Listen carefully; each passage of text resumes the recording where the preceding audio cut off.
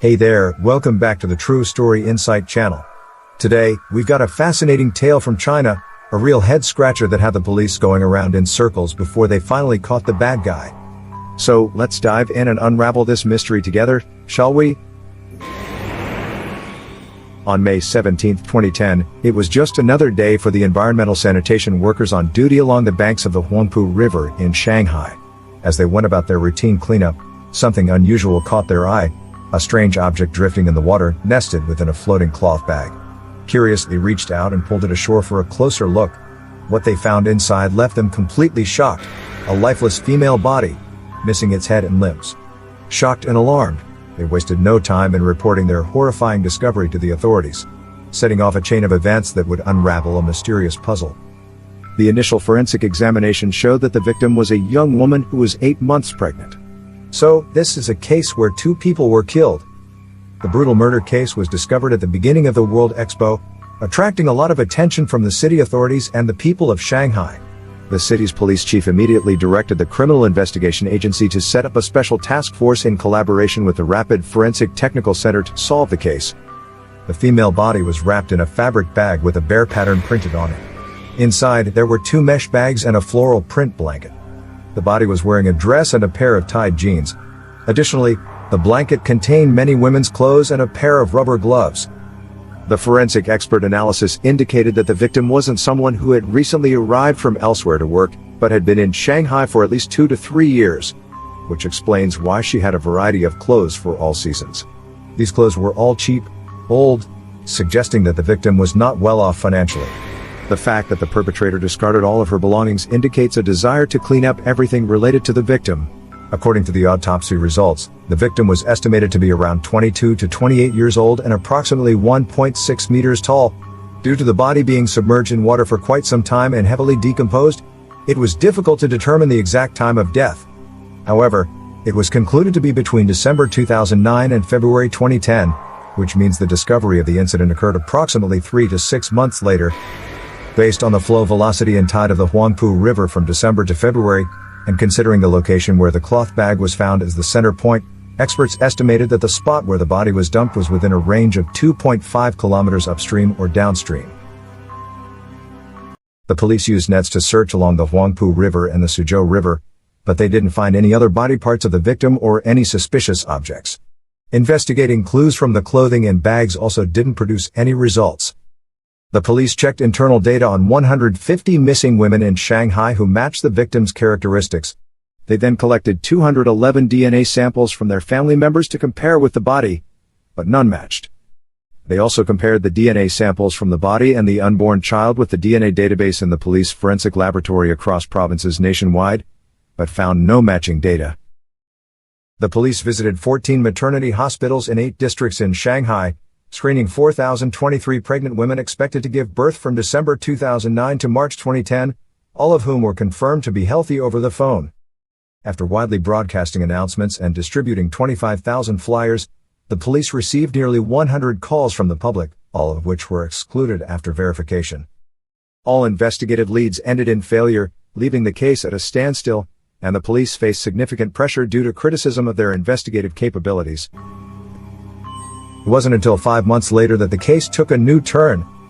On October 18, 2011, during a routine DNA comparison at DNA laboratory of the Public Security Bureau in Jiangsu Province, authorities discovered a DNA sample matching that of the unborn child in the crime case at the Hoangpu River. The suspect, named Liang Ningguan, aged 35, was arrested on April 14 for gambling-related offenses, and his DNA sample was stored in the database. The results proved Liang to be the father of the fetus. After thorough investigation, it was discovered that Ningguan was a well-known person in Suzhou, but for all the wrong reasons. He'd been in and out of jail several times for serious crimes such as assault, blackmail, and illegal detention. Additionally, he was mandated to undergo drug rehabilitation to address his substance abuse issues. On November 4, 2011, a person struggling with addiction admitted to accompanying Ningguan to Shanghai in the middle of May 2009. They were brought to a hotel by a pregnant woman known as Sister Lai, where they rented a room and engaged in drug use together. Afterwards, Sister Lai arranged for girls to have fun and party with them. The police found Ningguan's registration information in the hotel's records dated May 11, 2009, and departure on May 12. they discovered that Ningguan was introduced to Sister Lai through a man for buying drugs.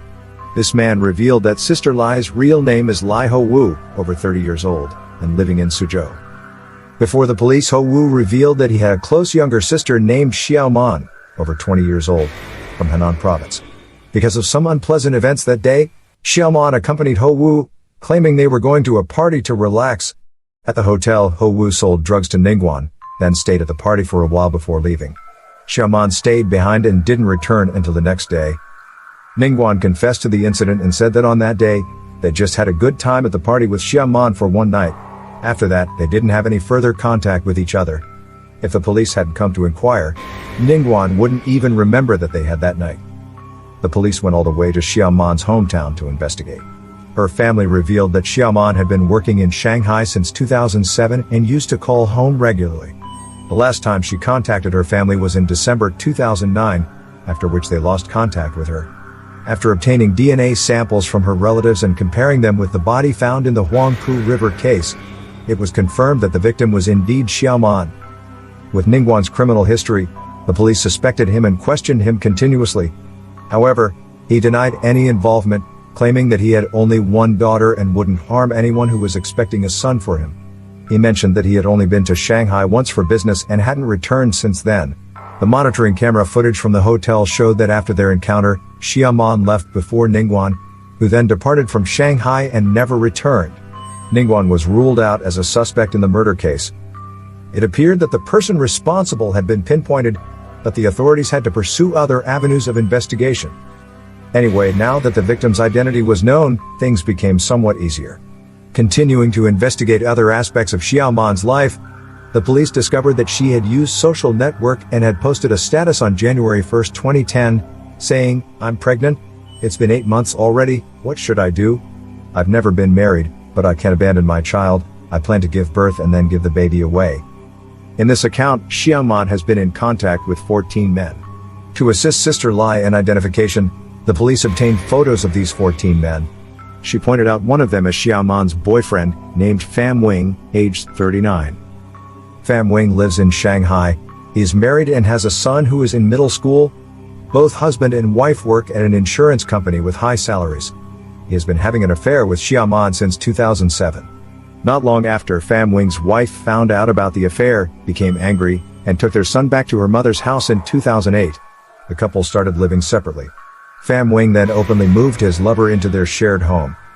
In July 2009, Xiaoman discovered she was pregnant. The couple frequently argued about whether to keep the baby or not. Perhaps even Xiaoman herself couldn't have imagined that the child was the result of a one-night stand rather than with her boyfriend. But on January 12, 2010, Xiaoman suddenly disappeared. Pham Wing told many people that he had given his mistress money to return to her hometown to give birth. Later, he expressed regret, went to his wife's house to beg for forgiveness, and eventually convinced his wife and child to return. When questioned by the police, Pham Wing's wife disclosed that after making peace with her unfaithful husband, she noticed the floral blanket bought at their wedding was missing during a house cleaning session. She confirmed that the floral blanket wrapped around Xiaoman's body was identical to the one missing from their home. Pham Wing was called in by the police for questioning on November 16, 2011, and was taken into custody on November 17. He remained silent and uncooperative.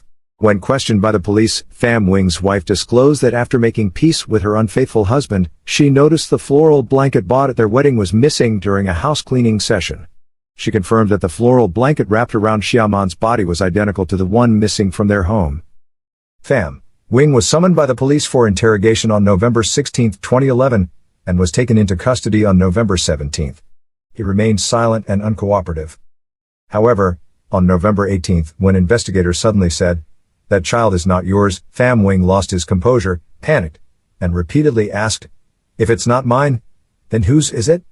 Upon learning the truth about the father of the unborn child, Pham Wing was disappointed, and his psychological defenses collapsed.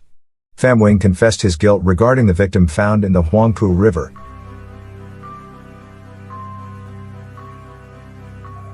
According to his confession, Pham Wing was unhappy because Xiaoman always demanded him to leave his wife and marry her. When Xiaoman became pregnant, he took her to prenatal checkups several times but firmly expressed his unwillingness to have this child, while Xiaoman insisted on having the baby at all costs. The two argued from July 2009 until January 2010, when the fetus was 8 months old, and the conflict escalated on the evening of January 11th. That day, Xiaomon angrily blamed Pham Wing for not taking responsibility, claiming that he persistently demanded an abortion to get rid of her. During their argument, Pham Wing choked Xiaomon until she stopped breathing. Terrified, but when someone commits a crime like this, their first concern is getting rid of any evidence. He decided to cut up Xiaomon's body, throwing one part into a nearby trash bin and taking the rest on a ferry to dump it in the river. The spot where he threw the body was about a kilometer from where it was found, which matched what forensic experts had predicted. Following Pham Wing's directions, the police found the missing body parts of the victim at the dump site. With the charge of intentional homicide, Pham Wing, of course, couldn't escape the highest penalty under Chinese law, which is the death penalty. The case has concluded. What are your thoughts on this case? It all started with an affair. Though quite common in our society today, the price to pay for it is still very high if discovered. I hope everyone always carefully considers before engaging in something that shows signs of wrongdoing. In return for moments of pleasure, the price can be family, career, reputation, and sometimes even life, as in this case, where it cost 3 lives. The worst part is the child who never got to see the sunlight even once, enduring the mistakes caused by adults. It's a truly sad ending, isn't it? I wish you all clarity and finding happiness.